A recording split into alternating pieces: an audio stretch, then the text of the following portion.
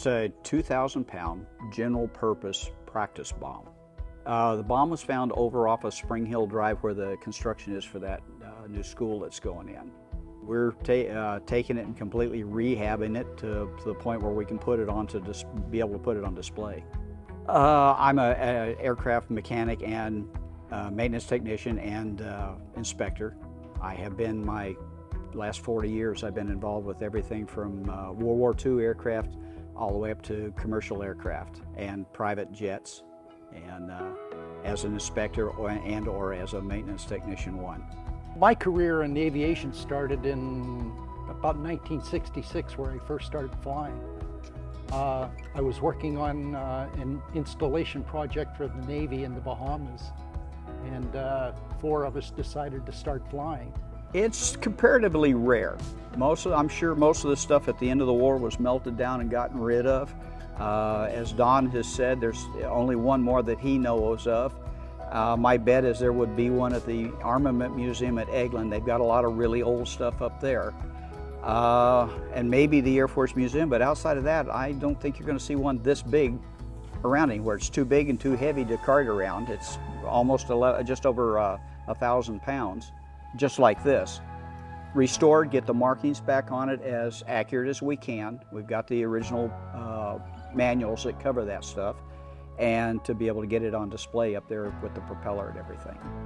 This was generally a lot bigger than they would normally use. Most of the time your practice bombs were about 100 pounds apiece. And, but you still need to learn to drop these too, so. But yeah, back during World War II, the B-17s and the B-24s could only carry 2 of these bombs because of the weight. So it was a special mission when they were running these. We're standing this morning in front of the gunnery backstop of the Brooksville Airport. This was originally built in November of 1942 is when it came into action for World War II.